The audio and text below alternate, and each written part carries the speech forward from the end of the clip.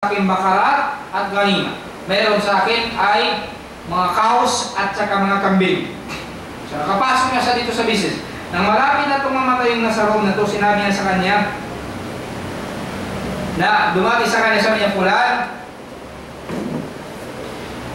ikukwento ko siya, sabi niya, ako ay isang lalaki na umpisa sa uskok na yon, sabi niya, na nagpahingi ko sa kanya ng payo kung saan ako pupuntahin after ng death niya. Inutusan niya ako pumunta sa isang lalaki, sa isa namang uskok na tapos ang inutos niya sa akin na malapit na mamatay isang uskok na to, hub na to, inutusan niya ako papuntahin sa isang uskok na naman sa Nasibin, yung pangalawa sa Mosul, yung pangatlo sa Nasibin, yung pangapat sabi niya, inutusan ako papunta dito sa'yo, dito ka sa Rome. Ngayon malapit ka nang mamatay, sabi niya, ano ang mapapayo mo sa akin?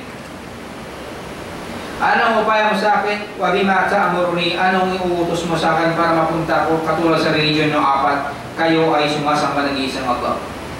Sabi niya, ay bunayya, wallahi ma a'lamu asbaha ahad ala mithli ma kunna alayhi minan nas. Wala akong alam, sabi niya, na katulad ng na-achieve naming apat na sa religion na to. Kami ganito, same ang akida namin.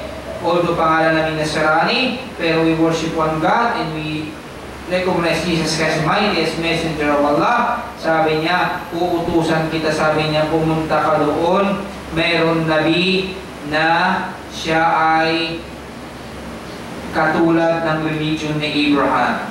So that time na to, exist na si Propeta Muhammad sallallahu alaihi wasallam. Ang nabi na to ay maru'uth bid-dini Ibrahim. Yakhruju bil ardi Arab. Lalabas siya sa Arab ng Arab, sa land of Arab. So inutos siya ng Propeta Muhammad. So ano yung mga sign ni Propeta Muhammad?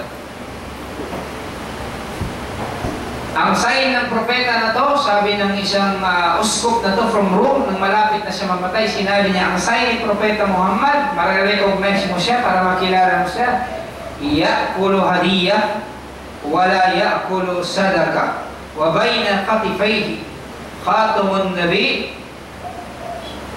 Sabi niya, isang sign doon, hindi siya kumakain ng sadaka at kumakain siya pag hadiyah. Hadiyah ay gift. Ang sadaka, hindi niya kinakain. Kaya sa Ahlul Bayt, hindi sila kumakain ng sadaka. Pero pag hadiyah, kinakain niya. At sa kabayin al-khatifay, in between sa khatif, yung soldier na, mayroon ka makita khatamun nabi. Ibig sabihin, mayroon ka makita seal. Parang isang egg na seal na dito ng prophet. Sabi niya, kung possible, kung kaya mo, sabi niya, ma-reach mo yung balad na yun kasi malayo, ang road papunta sa Arab, malayo eh. Sabi niya, kung kaya mo, فَإِنِسْتَطَعْتَ أَنْ تَلْحَقَ بِتِلْكَ الْبَلَدْ فَافْعَلْ. Sabi niya, kung kaya mo, ma-follow mo, ma-reach mo yung balad na yun, yung Arabia, sabi niya, fa'f'al, gawin mo. Pumunta ka doon para makita mo yung propeta na ito. Qal, thumma mata, tapos namatay na siya. Wa makattu bi amuriya ma sha Allah an amqata. Sabi ni Salman al-Farsi, tumira ko sa Amuriya hanggang kagustuhan ng Allah. At doon sabi ni Salman al-Farsi, thumma marra bi nafar min al-qalb al-tijar, hanggang sa dumaan ang isang nafar, isang group na from Bani Kalb at Tijar. Sila ay nagbi-business from Bani Kalb, from Arabia. Nagbi-business sila ng Tijar. Fakultu lahum ihmaluni ila ardil Arab wa a'tikum bakarati halihi wa ghalimati halihi. Subhanallah, nakaka-ajaib si Salman al-Farsi, mga kapatid. Biruin mo, nag-trade siya sa business. Ang dami niyang bakara at saka galima. Anong sinabi niya sa mga tao na ito nag-trade? Sabi niya, para lamang ma-reach niya Propeta Muhammad. Ang haba ng journey niya, from the father niya hanggang nakarating siya ng apat na asakip po. Tapos ngayon, sinasabi siya, kung kaya magpunta sa Arab, sige, itong gawin mo. Ngayon, in-offer niya sa mga dumaan na ito from Bani Kalb na Tijara. Sinasabi niya sa kanila, ihmaluni ila ardi Arab wa a'tikum bakarati hadihi wa ghalimati hadihi. Sabi niya, Dalhin niyo ako sa Arab, isama niyo ako sa trade niyo, ibibigay ko sa inyo yung mga baka ko at ang mga kambing ko, bibigay ko sa inyo free. Basta isama niyo lang ako sa ride niyo papunta sa Arabia. Ganon si Salman al-Farsi. So nag-agree sila. Qalu na'am. Fa'ataytumuha wa hamaluni ma'ahum. Hatta idha balagu wadi alladhi wasifahu li sahibi. Nang dumating na kami, sabi ni Salman al-Farsi radiyallahu anhu, ثم أعطيتموها وحملوني معهم حتى إذا بلغوا واد القرى ظلموني فباعوني من رجل يهودي عبدا. Subhanallah, tingnan mo ang ginawa ng mga tao na to. Naggumamit sila ng masama. Sabi ni Salman al-Farsi, binigay ko na sa kanila yung bakara ko, pati mga kambing ko, hamaluni, dinala nila ako. Tapos ma'ahum hatta idha balaghu wad, hanggang dumating na kami sa wad, isang kura, part ng kura ng village, zalamuni, pabauni min rajulin yahudi abdan. Tapos pagdating namin doon, sila inoppress nila ako dahil nag-iisa lamang ako, at binenta nila ako sa lalaki from the Jews as a slave. So binenta si Salman al-Farsi, mga kapatid. Ang nangyari kay Salman al-Farsi, naging slave siya ng Jews sa Madina. Hanggang sabi ni Salman al-Farsi, kahit ginawa na siyang slave, tignan mo ginagawa ni Salman al-Farsi radiyallahu anhu, farajawtu an akuna balad alladhi wasifahu li sahibi. Sabi ni Salman al-Farsi, ako ay nangangarap na sana nandito na ako sa balad na dinescribe sa akin ng sahibi. Yung sinasabi niya, yung uskop na to from Amuriya, na sinasabi may propeta dito, ang sign niya ay hindi kumakain ng sadaka, kumakain siya ng hadiya. At meron siya khatamun nabi, meron siyang seal, parang bayda, isang egg, bayda to dajjaj, yung egg, isang egg na nasa likod dito sa shoulder na katik. Na sinerso, walang kanya nang ginawa siyang slave. Nag-serve siya sa slave para lamang marin siya si Propeta Muhammad sallallahu alaihi wasallam. Hanggang sa napunta ko, sabi niya, hanggang sa sabi ni Salman al-Farsi, napunta ko sa Bani Qurayda min Madina. Ang Banu Qurayda sa Madina. Napunta ako sa tribe ng Banu Qurayda, one of the tribe doon sa Banu Qurayda sa Madina. Doon ako naging slave, sabi ni Salman al-Farsi.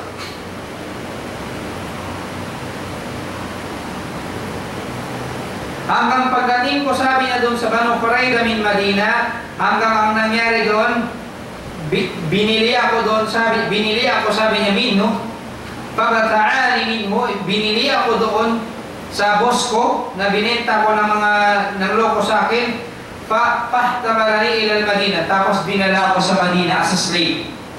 Doon, naging slave si Salman al-Farsi radiyallahu anhu. Hanggang sa tumagal na doon, hanggang nag-hijra na ang Propeta Muhammad sallallahu alaihi wasallam papunta sa Madina. Hanggang nang dumating si Propeta Muhammad, mga kapatid, nag-hijra si Propeta Muhammad sa Madina, hanggang ang first in-stayan ng Propeta Muhammad doon siya mismo sa Quba. Sa Quba. Yan ang first masjid. Ang first masjid tinayo, yun ang masjid na Quba. Kaya pag ikaw ay nakasala ka sa masjid Quba, sabi sa Propeta Muhammad sa hadis, para kang nakapag-umrah. Yan ang masjid Quba, mga kapatid, malapit sa Madina. First, tinatingan ng Propeta Muhammad sallallahu alaihi wasallam doon sa masjid al-Quba. Si Salman al-Farsi, saan siya? Nandun siya mismo sa Madina. Malapit lang yung Quba sa Madina. Nang narinig niya mayroon ng dumating si Muhammad at delegation ni Muhammad sa Quba sallallahu alaihi wasallam, tuwang-tuwa si Salman al-Farsi. Nang narinig niya sa boss niya,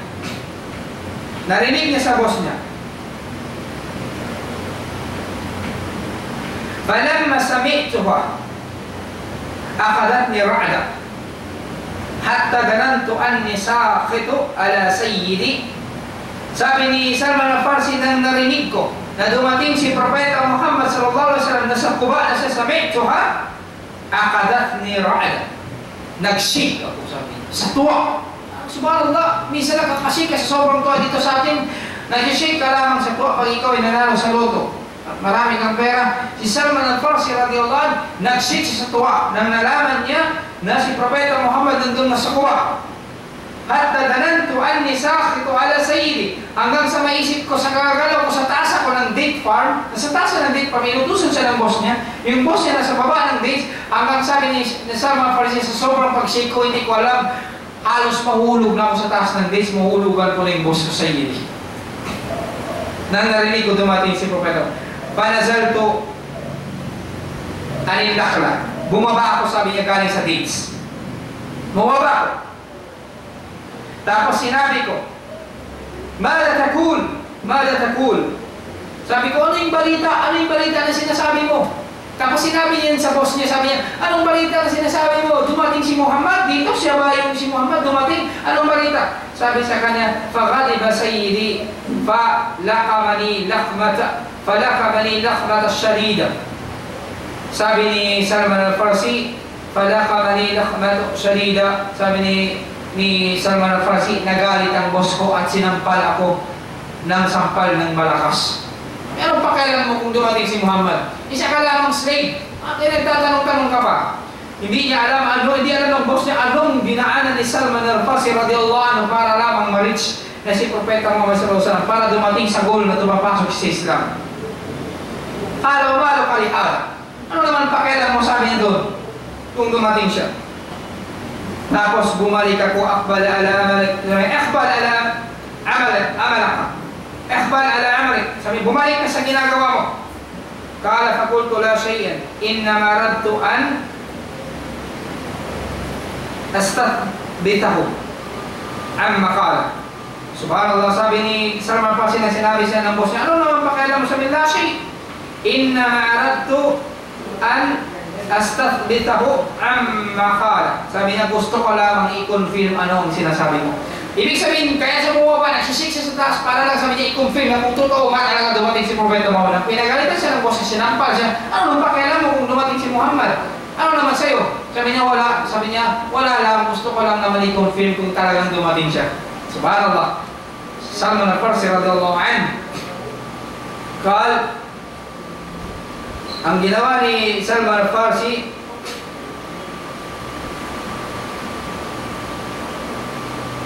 ang ginawa ni Salman al-Farsi, sabi niya, وَقَدْ قَانَ عِنْدِي. Nagtatrabaho siya sa boss niya, di ba? Sabi ni Salman al-Farsi, وَقَدْ قَانَ عِنْدِي شَيْءٍ قَدْ جَمَعْتُ فَلَمَّا أَمْسَيْتُ أَخَذْتُ ثُمَّ ذَهَبْتُ بِهِ إِلَى رَسُولِ اللَّهِ صلى الله عليه وسلم وهو بِالْقُبَاءِ فَدَخَلْتُ عَلَيْهِ فَقُلْتُ لَهُ إِنَّهُ قَدْ بَلَغَنِي أَنَّكَ رَجُلٌ صالح ومعك أصحاب لك غرباء ذو الحاجة. Subhanallah. Itong ginawa ni Salman al-Farsi para malaman niya yung sign na binigay sa kanya ng Moscow regarding kay Propeta Muhammad sallallahu alaihi wasallam para malis ito. Ang ginawa niya, nagtrabaho siya sa araw, pagdating sa hapon, tumataka siya sa boss niya papunta doon sa Kuba para mamit ang Propeta Muhammad. Dito first time makikita niya si Propeta Muhammad. So ang ginawa niya, kailangan niya bumili ng mga pagkain na marami. Tapos sinabi niya sa Propeta Muhammad, sabi niya, narinig ko sabi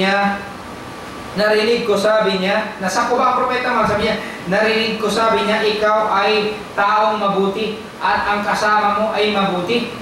At sila ay gurawa, stranger dito sa Madina, kakarating lang nila, dhawul haja. Sila ay maraming pangangailangan, wala silang matirahan, wala silang makain, galing sila sa Makkah nag-Isra. Itong pagkain, sabi niya, ibibigay ko sa inyo, kumain kayo. Itetestin niya kung titignan kung kakain si Propeta Muhammad ng sadaka. Sabi niya, hadas sadaka. Sabi niya, ito ay sadaka. Sabi niya, Hala shay'un kana indi lis-sadaqa. Sabi niya, itong dala-dala ko ay sadaka, charity para sa inyo. Fara'aytukum ahaqqu bi wa min ghayrikum. Sabi niya, mas nakikita ko talagang kailangan niyo itong mga pagkain na ito. So binigay niya sa harap ng Propeta Muhammad para tignan niya si Propeta Muhammad kung kakain. Tapos ang ginawa ng Propeta Muhammad sallallahu alaihi wasallam, lumapit ang mga sahabat at ang sinabi sa kanila ng Propeta Muhammad, kulu kulu wa amsaka yadahu wa amsaka yadahu falam yakul. Sinabi ng propeta Muhammad sa mga sahabat, kumain kayo, at ang propeta Muhammad ay hindi siya kumain.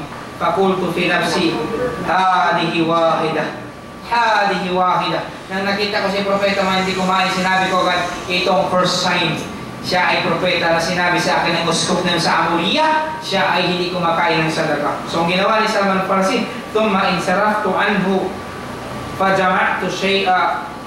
Ang ginawa ko, umalis ako, bumalik na naman ako, sabi niya, nagtrabaho na naman ako, paggabi bumalik na naman ako kay propeta Muhammad, bumalik ako sa Madina, nagtrabaho ako, nanakaon ako ng pera, bumili ako ng pagkain, at bumalik ako kay propeta Muhammad sallallahu alaihi wasallam. At sinabi ko sa kanya, inni kad ra'aytuka la ta'kula sadaka wa hadhihi al-hadiyah akramtuka biha. Sabi niya, nakita ko hindi ka kumakain ng sadaka. Itong dala kong pagkain na hadiah, gift ko sa iyo, akramtuka biha. Ito i-honor kita. So ang ginawa ng propeta Muhammad sallallahu alaihi wasallam, faakala Rasulullah sallallahu alaihi wasallam minha wa amara ashabahu faakalu ma'ahu. Kumain ng propeta Muhammad ng gift, at kumain din ng mga sahaba kasama ng propeta Muhammad. Qal fakultu fi nafsi hatan tintan, hatan tintan. Sabi niya, ito yung dalawang sign siya ay propeta. Allahu Akbar. Kailangan na lamang ni Salman al-Farsi one sign, yung makikita niya yung sa katif, sa shoulder ng propeta Muhammad, yung khatamun nabi. Qala thumma ji'tu Rasul sallallahu alaihi wasallam, thumma ji'tu Rasulullah sallallahu alaihi wasallam wa huwa baqi gharqan. Sabi ni Salman al-Farsi, ji'ta Rasulullah sallallahu alaihi wasallam, Rasulullah sallallahu alaihi wasallam wa huwa baqi gharqan. Sabi niya, dumating si propeta Muhammad ay siya ay nasa tumaji'tu, o dumating ako, sabi ni Salman al-Farsi, ang propeta Muhammad sallallahu alaihi wasallam nasa baqi siya, wa huwa bi baqi gharqan. Kad tabi'at janaza rajul min ashabi wa alayhi. Sabi ni Salman al-Farsi, sabi niya, sumama ako kay propeta Muhammad at nakita ko si propeta Muhammad nasa baki siya, garqad. Sabi ni Salman al-Farsi, tabi'a janaza, sumama si propeta Muhammad sa janaza, janaza rajul min ashab, na isa sa mga sahabat ng propeta Muhammad, sinama ng propeta Muhammad sallallahu alaihi wasallam.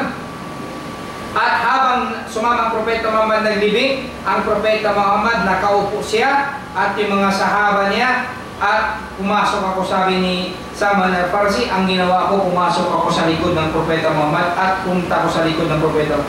Thumma anduru ila dahri al-araqatum alladhi wasifa li sahibi. Alladhi wasifa li sahibi. Sabi ni Salman al-Farsi, pumunta ako sa likod ng propeta Muhammad habang nakaupo ang propeta Muhammad sallallahu alaihi wasallam. Tinignan ko yung likod ng propeta Muhammad, kung makikita ko yung khatam, yung seal kung saan dinescribe sa akin ng uskop na yung asa Amuriya, na si propeta Muhammad ay meron siyang seal ng prophet sign, katulad ng isang laki ng itlog ng Dajjal, yung manok nasa likod ng katif niya. Nang nakita ng propeta Muhammad, sabi ni Salman al-Farsi, meron akong gustong tignan. Ang ginawa ni propeta Muhammad, pina-open niya yung shoulder niya, pinagita niya sa akin, at nakita ko yung khatamun nabi. Sabi ni Salman al-Farsi, at niyakap ko si propeta Muhammad sa likod, niyakap ko siya. Sabi ko, ya Rasulullah, matagal na kitang hinahanap. Ang layo ng nilakbay ko, ya Rasulullah, para lamang makita kita, makasama sa religion mo. Subhanallah. Niyakap na si propeta Muhammad sa likod. Binuin mong dinaanan ni Salman al-Farsi, iniwan yung tatay niya, iniwan niyang kayamanan.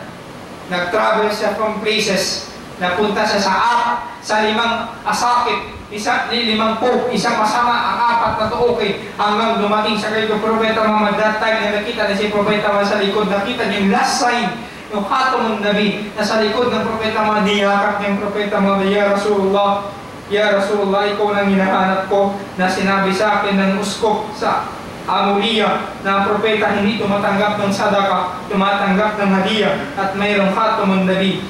Tapos ang ginawa ng propeta Muhammad, pinaharap ako ng propeta Muhammad sa kanya, at niyakap ako ng propeta Muhammad sallallahu alaihi wasallam.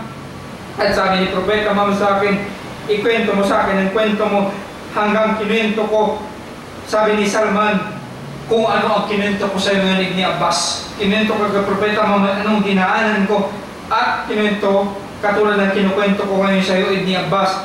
Sabi ni Salman, fa'ajaba Rasulullah sallallahu alaihi wasallam ayasma adari ashab, at naajayib si Propeta Muhammad sa kwento ko kung anong dinaanan ko at ang mga sahabat ng Propeta Muhammad sallallahu alaihi wasallam. Kaya lang that time si Salman na Farsi, mga kapatid, hindi siya nagkasama sa battle ng Badar at Uhud, siya ay slave. So ang ginawa ni Salman, mga Farsi, ang ginawa ng Propeta Muhammad, sabi ni Salman, ya Rasulullah, ako ay slave, ya Rasulullah, dahil kasama sa kwento niya, binenta siya. So kinausap ng Propeta Muhammad at saka sahabat kung ano ibabayad para ma-free si Salman. Ang request ng boss ni Salman ay babayaran ng 300 nakla. Dapat buhay na buhay sila lahat. Yung 300 nakla, ibig sabihin 300 date palms. So ginawa ng Propeta Muhammad para mabayaran yon, at sabi niya 40 ukiya at 40 pounds ng ukiya of gold. So ang ginawa ng Propeta Muhammad, sabi niya kay Salman, kumuha ka doon ng seed ng palm at ako ang maglalagay mismo. Subhanallah, kamay ng Propeta Muhammad. Biruin mo, ilang taon pa rin si Salman, taon pa si Salman nag-stay sa boss niya hanggang mabayaran niya para ma-free siya as slave. Ang nagtanim ang Propeta Muhammad, lumabas lahat ng 300 na yon, 300 nakala, yung date palms na napakaganda ng bunga. Biruin mo, ang nagtanim ang Propeta Muhammad sallallahu alaihi wasallam. At binayaran ng mga sahabat yung 400 ukiya para lamang maano si Salman al-Farsi, ma-free siya. Kaya sa battle ng Khandaq, si Salman al-Farsi ang naging rason, ginawa ng Allah Ta'ala rason para manalo ang mga Muslim sa battle ng Khandaq. Kaya sa pinangalan Khandaq, ibig sabihin ng Khandaq, trench.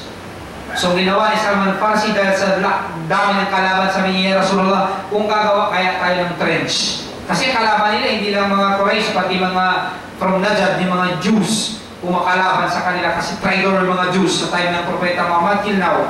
So kalaban nila talagang Islam. So ang ginawa ni Salman al-Farsi, sabi niya, ya Rasulullah, natutunan ko to sa battle ng mga Rum. Ito ay ginagawa nila, nag-ano sila ng Khandaq. So ginawa ng Propeta Muhammad, in-approve ng Propeta Muhammad din. Ang nangyari, nanalo sila sa battle ng Khandaq, gumawa sila ng trench para sa mga kalaban. Doon nakalasama na si Salman al-Farsi sa Battle of Uhud at Badar. Hindi siya nakasama dahil siya sang slave, mga kapatid sa Islam.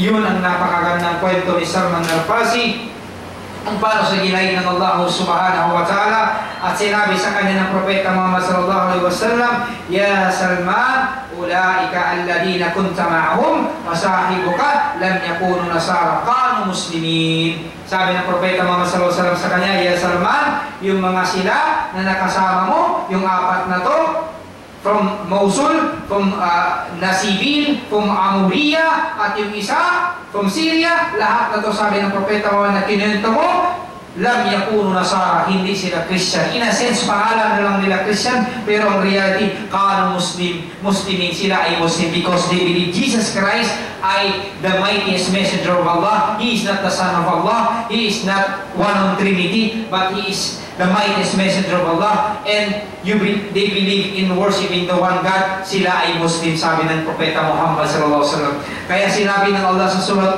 Quran, sa surah Al-Ma'idah ayah 82, sabi ng Allah, la tajidanna ashaddan nas adawatan lilladina amanu al-yahuda walladina asyraku. Sabi ng Allah Ta'ala, talagang matatagpuan mo, talagang ma'al-tawkid ang sinabi ng Allah Ta'ala dito, lamul qasar o lamul musahalak. Sinabi ng Allah Ta'ala dito, ma'anunu tawkid. Sinabi ng Allah Ta'ala, talagang matatagpuan mo, sabi ng Allah, asyaddan nas, ang pinakatao na galit, adawa, mayroon enmity sa mga believer, meaning Muslim, yun ay ang mga Yahudi. At ang mga sila gumagawa ng katambal sa Allah, galit na galit sila sa Islam. Subhanallah, makikita nyo ngayon ang evidence kung sila kagalit sa Islam. Till yawm al-qiyamah, pagdating ni Jesus Christ. وَتَجِدَنَّ أَقْرَبَهُمْ مَوَدَّةً لِلَّذِينَ آمَنُوا الَّذِينَ قَالُوا إِنَّ نَصَارَى. Sabi ng Allah Ta'ala, at matatagpuan mo din ang pinakamalapit sa kanila, meaning sa Muslim, at mahal nila ang mga naniniwala sa Allah, na tunay na Diyos ang Allah, ay kung sino sila ang nagsasabi kami ay Nasrani, Christian. Kaya karamihan ng mga Christian dati, lalo na dati, majority ng Christian, they are closer sa mga Muslim. Katulad ni Najashi. Siya ay nag-Islam, kaya na namatay siya, nagsala propeta Muhammad salatul janazah al-ghaib. Ibig sabihin, hindi siya present ng janazah, kaya inaalaw ng Islam, kung may mga scholar na malalaki, at gusto mo siya isala, kahit dito ka sa Pilipinas, pwede mo siya isala, kahit wala, di present dyan ang janazah niya, pwede salatul ghaib. Pwede yung ginawa ng propeta Muhammad kay Najash, siya ay king ng Ethiopia.